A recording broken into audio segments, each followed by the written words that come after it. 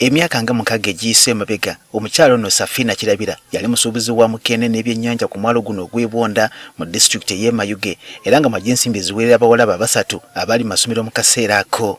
Kyokka embeera yatandika mpolampola okukyuka. Gavumenti byasindika bajasi ku nnyanja balwanyise envuba embi okumalira ddala eggobe mu kibya mu mwezi ogwokubiri omwaka guno. Gavumenti okuva mu kinako yakuwera ebyobusuubuzi byonna ku mwalo guno ne bigootaana. Makayumba kana kafunda mweyewejjeka ne bazzukulu basatu ebyembi oluvannyuma lw'okuva ku masomero y'ebisalo okubula bonna baafuna embuto kaakano jjajja wa bazzukulu basatu. Ekyokulya gye bali kyakuwamma emirimu gyafuuka akalimu essuubi lyabaggwamu ensi ne bagireka ebatengezze nga bweyagala. Muwala we omukulu Namuwa ya Shifra yazalira ku myaka 17 nga COVID kyajja atandike. Nangobi Teddy ku myaka 18 mukyala muzadde so nga ye Nangobi Janet naye ku myaka 19 naye kaakano alina omwana. Ebya kolona nakagijjanga nakasoma kutamu wano yonka. Ebya kolona byagwawo kolona yasookera irala twatyama kati bwe twatyama kale emyezi baba gwali mwaka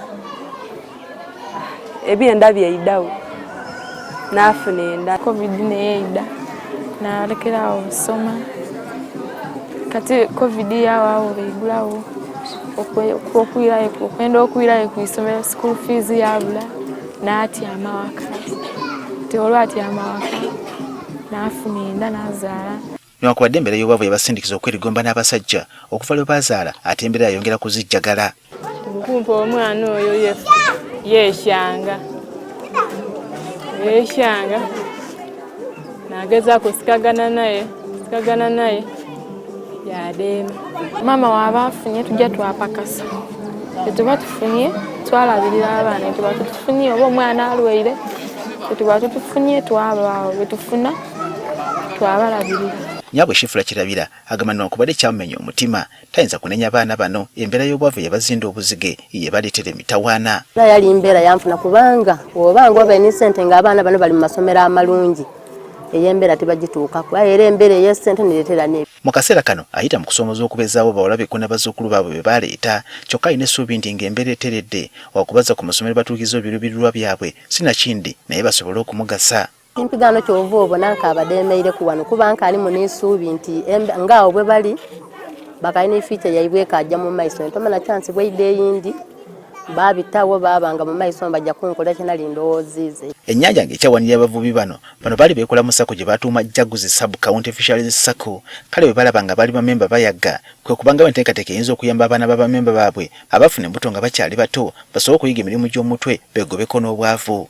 Omwana tulimwegeresa okutunga ekyalaani nti asobola okufuna ekyalaani ekyo yabanga asobola okuyira ku lubalaza lwa maama we yabanga asobola okutunga olugoye yasobola okufuna ku 123 yabaawo. Bangi ku bawala bano bamenyeka emitima kale babayisa mu kubuulirira okwa buli wiiki nga kugasa n'okubayigiriza okutereka ensimbi. Lunaku lwa Sande okuva ku ssaawa 9 paka ssaawa 11 tubeera mu guidance and counseling nga tukansolinga abaana baffe ebyo byonna ebibabaddemu tebisokedde kumwe naye si enkomerero y'obulamu bwo.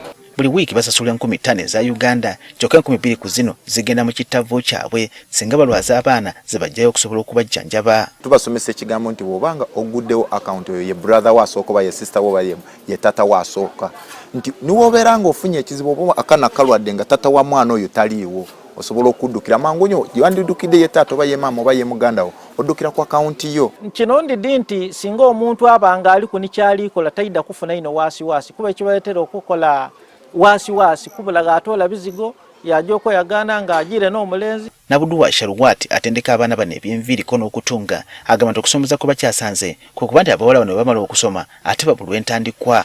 Kati era n'osigala ng'ofaitinga n'ekyo ye kyabeera nakyo mu 20 naye madamu era ndi mu kusoma naye era ngenda after all era ngenda sigala mu mbeera y'emu. Okumatiza abaana bano nti omutonzi waffe yasalawo ye kennyini abeeragirako ng'ekyokulabirako kuba naye yazaala kyali muto ddala nga mu kaseera kano ekimukwatiridde gwe mulimu gw'okusiba enviiri gwe yayiga. I make myself as an example. Mbeeragirako nga nze ne balabira ku nze kuba ekirungi ekinyambye nti ndi mwana wa kuno bammanyi. They know how I've survived my life. Saki eno ekola mu ngeri ya nakyewa Nabuduwa agamba nti babanga bakuyambibwako ojja okuba ebyuma ebyeyambisibwa ng'ebyalaani okubafunira abagazi bayinza okusomeseza abayizi baabwe kyakuyamba nnyo. Kati awo we tuli wafunda nawe olabyewe just single room we rent ate nga tukolebwawo projects 2 hairdressing and tailoring. Kati wetufunako better space nga ngazi n'okufuna materials z'abo abaana ne machines. Kuba machines zonna tu hiringa tuzipangisa. Abakulu mu ssaka eno bagamba newankubadde babambaze ku lugendo luno bebakayamba bebakira obutono kale nga abakulu abakwatibwako ensonga bagwa n'okusitukiramu anti n'enkwatitirako tayinza kufuuka bumbowa. Kye twakayamba ku kitono ino kuba tukaali kufulumya abaana olwa nsonga nti ebikozesebwa n'ebyetaagisa tubizira. Olunaku olw'enkya tugenda kulaba engeri abaana abawala ku kizinga eky'ejjaguzi gye bafunamu embuto bangi ku bano bazaalira wakati w'emyaka 13 ne 16. Samuel Sebuliba agafe ku Spark TV.